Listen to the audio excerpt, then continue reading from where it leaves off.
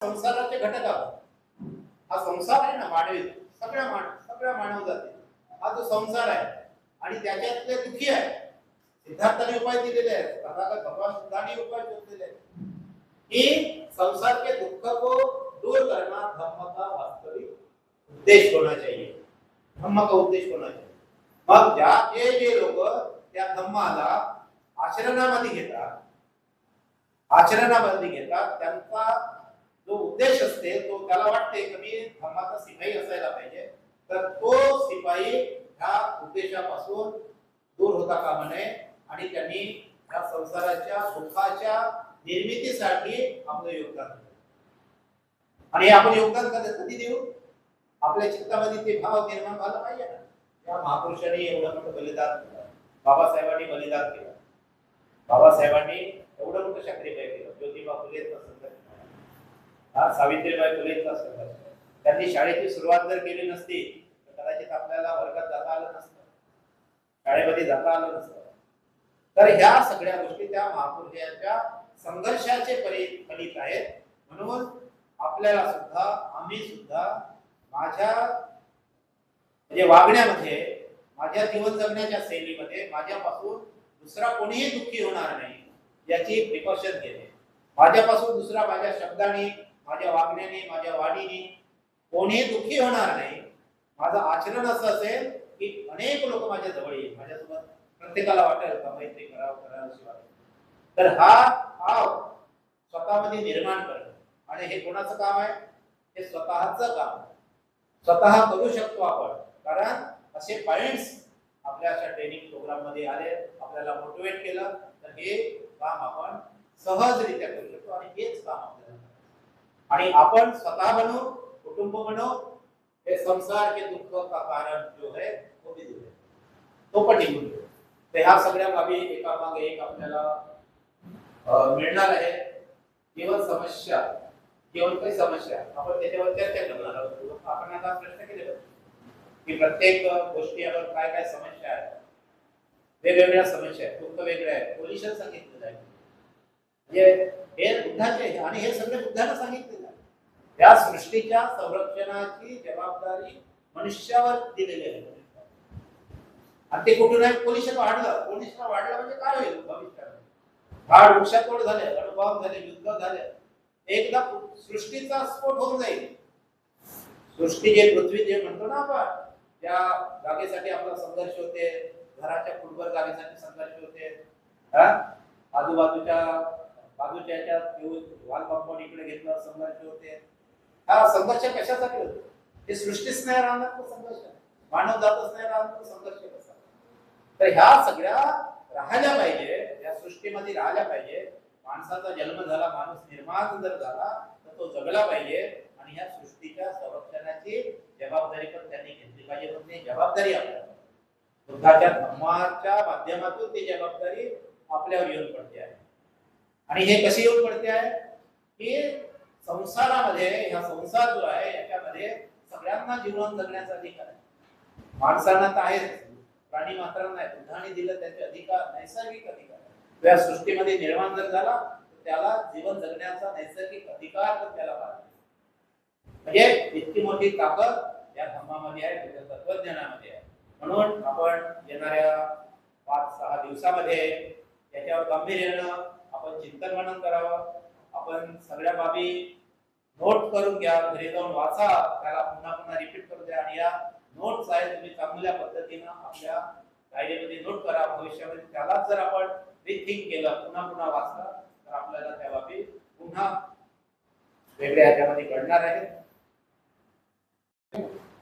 मानवीय जीवन की समस्या का निराकरण करने के लिए, मानवीय जीवन की समस्या से मुक्त करने के लिए एक नया दृष्टिकोण दिया, new vision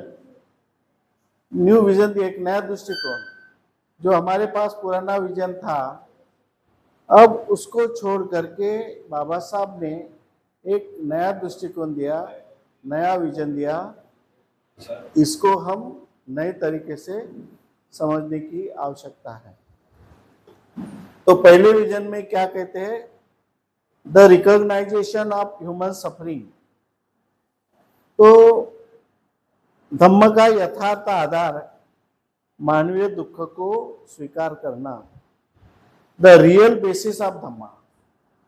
real basis of Dhamma यानी जो धम्म है, धम्म की जो फाउंडेशन है, बेस, धम्म का फाउंडेशन, धम्म का बेस क्या है कि मानवीय दुख को स्वीकार करना, ये बेस है।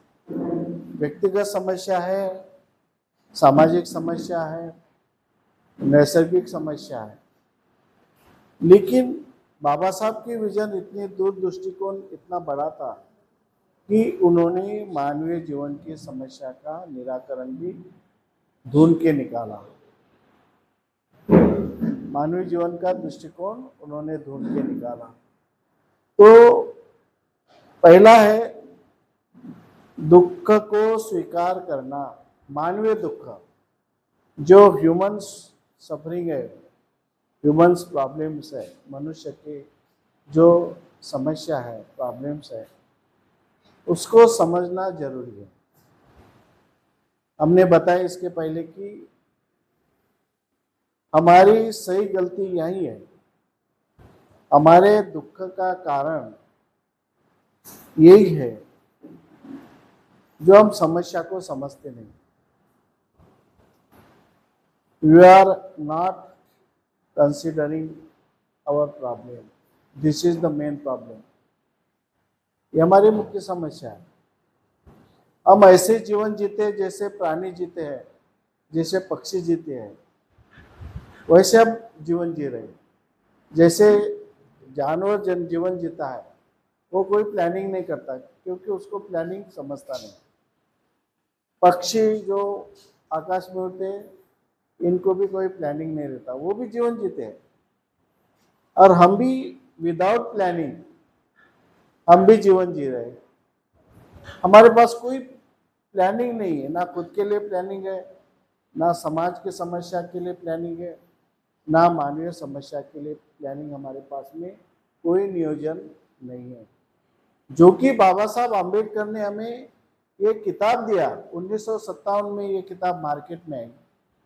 1957 में बाबा साहब आम्बेडकर ने हमें दिशा निर्देश दिया। हम इतने अभागे हैं, हमारे जैसा अभागा कोई है ही नहीं। इतने बड़े महामानव ने, बाबा साहब आम्बेडकर ने हमें 1927 में 57 में ये किताब दी, द बुद्धायन धम्मा ग्रंथा।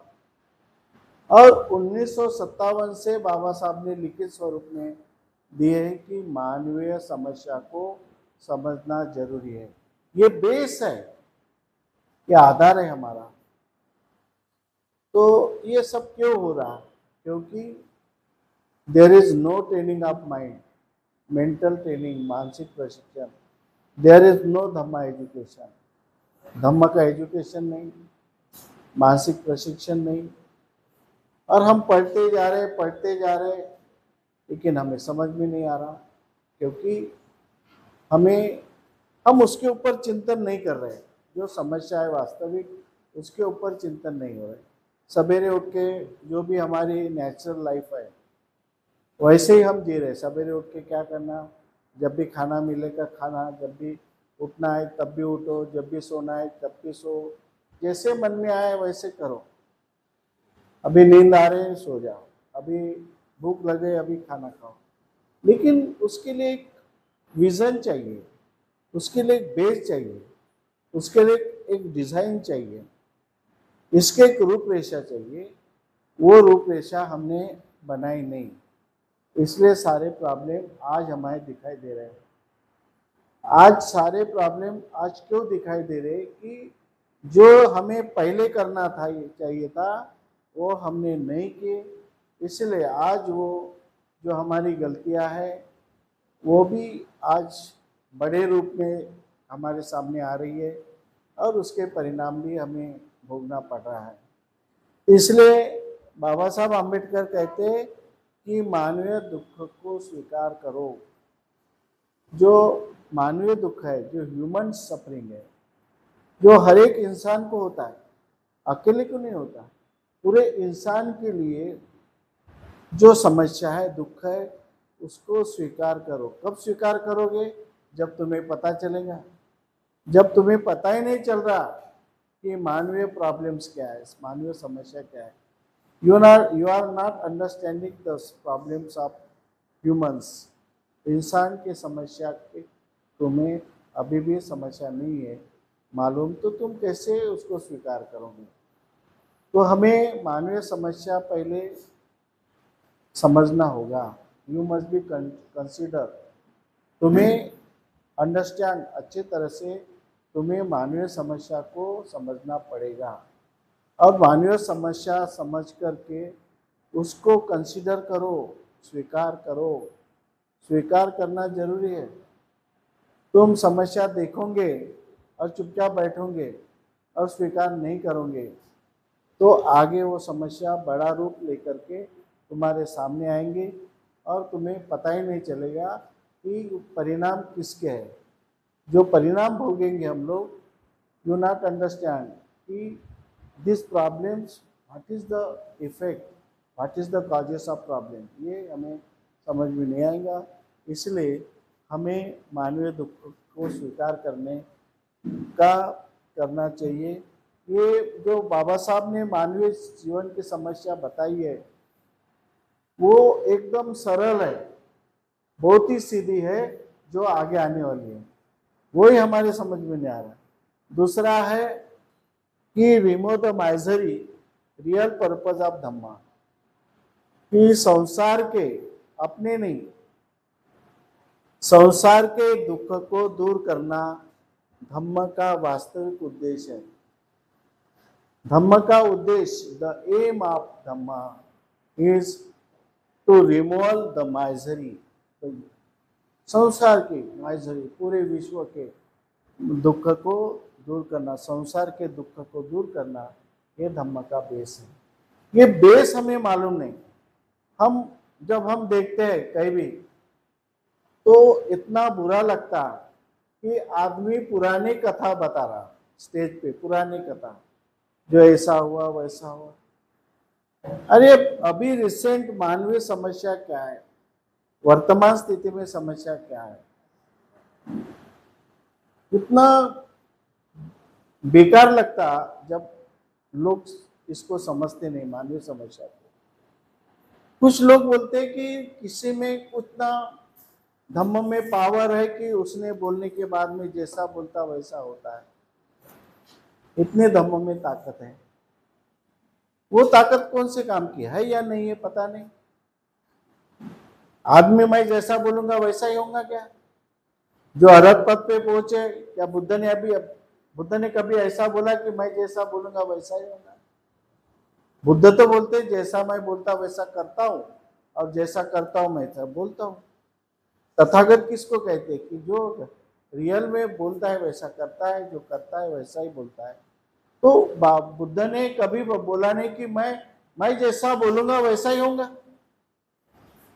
इतनी बुद्ध में ताकत थी क्या? बुद्ध ने कभी तो एक्सेप्ट नहीं किया अपने कि मेरे में इतना चमत्कारिक अलौकिक ताकत है कि मैं जैसे बोलूंगा वैसा होगा। कभी नहीं बोला ऐसा। किसी का बुद्ध ने बोला कि तेरा नुकसान होगा तो नुकसान होगा, ऐसा ही नहीं। बुद्ध ने कभी किसी के बारे में नहीं बोला। तो हमें आज हम समाज को बता रहे, पूरे दुनिया को बता रहे कि हमारे में इतनी ताकत आ जाती है, हम जैसे बोलेंगे वैसे ही होगा। कैसा होगा? तुम बोलेंगे निसर्ग मानेगा, तुम जैसे बोलेंगे दूसरा आदमी मानेगा। दूसरे आदमी के ऊपर कंट्रोल करने की ताकत है क्या तुम्हारी? नहीं है। तुम खुद की रक्षा कर सकेंगे, लेकिन दूसरे की रक्षा करना उसके हाथ में, वो स्वयं खुद की रक्षा कर सकता है, लेकिन मैं दूसरे की रक्षा करना नहीं कर सकता, उतना पावर मेरे में नहीं है। सिर्फ बुद्ध कहते हैं कि मैं मार्गदाता हूँ, मैं मार्ग बता सकता हूँ, लेकिन मैं किसी की रक्षा नहीं करता। नहीं तो बुद्ध ने बोला होता, जा मैंने तुझे आशीर्वाद दिया है, तेरा कभी नुकसान नहीं होगा। आशीर्वाद ऐसे आशीर्वाद से होता है क्या? तो इस तरह से हमें जो रियल में जो धम्म का आधार है, धर्म की वास्तविक उद्देश्य है कि दुख को दूर करना। हमारी नीड्स है, needs of social, needs of human, needs of world, दुनिया की आवश्यकता है कि संसार के दुख को दूर करो। और ये कौन करेगा? इंसान को ही करना पड़ेगा, तुम सबको करना पड़ेगा, इंसान को करना पड़ेगा। दूसरी कोई भी चमत्कारिक शक्ति अपनी समस्या को दूर करने के लिए नहीं आएंगी, कोई चमत्कारिक शक्ति नहीं आएंगी। तुम्हारे समस्या, तुम्हारे मानवीय जीवन का जो भी दुख है, समस्या है, वो तुम्हें ही दूर करना पड़ेगा। एकदम जो बाबा साहब आम्बेडकर की विजन हम जब तक नहीं समझेंगे तब तक हम संसार के समस्या को, संसार के दुख को दूर नहीं कर सकते, नहीं कर सकते। आज बाबा साहब ने संविधान लिखा, संविधान में भी उसने, बाबा साहब ने बताया कि जब भी आपको ये उसको चेंज करना पड़े समाज के वर्तमान स्थिति के अनुसार, तो उसमें चेंज करना पड़ेगा। बुद्ध ने भी बताया कालाम सूत्र में कि मैंने जैसा कहा वैसा मानना कोई जरूरी नहीं, जब तुम्हें लगता है तो उसमें यू कैन चेंज, तुम बदल कर सकते हो। तो ये सारी बातें हमें समझने की आवश्यकता है कि दो बातें पहले हमें समझना चाहिए। जीवन की समस्या, जो पूरे लाइफ की समस्या, वो भी किसके? मानवीय जीवन के, एक जाति की नहीं, एक समाज की नहीं, एक देश की नहीं, पूरे इंटरनेशनल मानव जाति की समस्या को बाबा साहब आम्बेडकर ने एक विजन दिया और एक सरल तरीका दिया मानव जाति के समस्या को दूर करने के लिए। उसके लिए पहले उन्होंने बताया कि मानवीय दुख को स्वीकार करो, यू मस्ट बी कंसीडर, तुम्हें कंसीडर करना पड़ेगा, स्वीकार करना पड़ेगा किसको? कि जो समस्या है, मानवीय समस्या है, you must be research, you must be consider the problems of humans, मनुष्य के जीवन के समस्या को तुम्हें देखना पड़ेगा, स्वीकार करना पड़ेगा। इसके लिए पहली स्टेप है हमारी, ये पहली स्टेप हमें समझने चाहिए कि पहले स्टेप में हमें समस्या को देखना है। पहले हमारी स्टेप क्या है? समस्या को देखना है। ये समस्या को देखने का तो हमारे घर से, अपने स्वयं से शुरू करना है कि मेरी पर्सनल समस्या क्या है, what is the my personal problems. After you can think that what is the our social problem, हमारे समाज की समस्या क्या है। Second, you can think about what is the natural, what is the problems of nature, निसर्ग की समस्या क्या है, what is the rule of nature, कि निसर्ग के नियम क्या है, निसर्ग किस तरह से चलता है। यू मस्ट बी अंडरस्टैंड, तुम्हें ये समझना पड़ेगा। यू मस्ट बी रिकॉग्नाइज, तुम्हें देखना पड़ेगा। उसके बाद में समस्या को स्वीकार करना पड़ेगा। स्वीकार करने के बाद ये प्लानिंग बनाना पड़ेगा, संसार के दुख को दूर करने का तुम्हें प्लानिंग बनाना पड़ेगा। तुम्हें नियोजन करना पड़ेगा, हर चीज का नियोजन करना पड़ेगा। जिस दिन तुमने नियोजन नहीं किया उस दिन तुम्हारे हाथ से कोई ना कोई गलती होने वाली है। जिस दिन तुमने प्लानिंग नहीं किया कि कल हमें क्या करना है, परसों हमें क्या करना है, आज दिन को क्या करना है, ये प्लानिंग नहीं किया, कोई ना कोई समय पर समस्या आके टपकेंगी और समस्या आपको कुछ न कुछ परेशान करेंगी, निश्चित रूप से समस्या परेशान करेंगी। इसलिए हमें प्लानिंग करना जरूरी है। तो तथागत बुद्ध ने स्कीम दिया, एक प्लानिंग दिया, एक रूपरेखा दी। वो रूपरेखा हमें बनाने की आवश्यकता है, क्योंकि हमें संसार के दुख को दूर करना है। संसार के दुख को दूर करना है मतलब अपने से शुरुआत करना है। अपनी जो समस्या है, चाहे बीमारी की समस्या हो, चाहे आर्थिक समस्या हो, चाहे मानसिक समस्या हो, चाहे शैक्षणिक समस्या हो, ये सारी समस्या को हमें देखना पड़ेगा, चिंतन करना पड़ेगा, उसके रीजन को देखना पड़ेगा, कॉजेस को देखना पड़ेगा, और देखने के बाद में उसका प्लानिंग करना पड़ेगा। प्लानिंग करने के बाद में हम सही में समस्या को दूर कर सकते क्या नहीं कर सकते। अभी मैं वो ये नहीं बता सकूंगा कि आज ये पूरे प्लानिंग के साथ में हमारा दुश्मन काम कर रहा है, तो आज हमारा दुश्मन हमें पराजित कर रहा है, आज हमारा दुश्मन हमें शोषण कर रहा है, आज हमारा दुश्मन हमारे प्लानिंग सक्सेस नहीं होने दे रहा है, उसके पीछे दुश्मन प्लानिंग करता है। दुश्मन जो भी चाल चलता है वो प्लानिंग के साथ में चाल चलता है, इसलिए हमारे हर इरादे को उध्वस्त कर देता है, हमारे हर इसको वो कोई भी चीज में हमें सक्सेस नहीं होने देता है, क्योंकि हमारे पास प्लान नहीं है।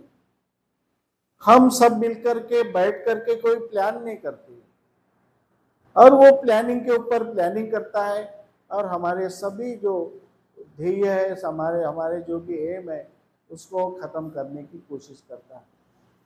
सभी प्लानिंग से हमारा दुश्मन काम करता है।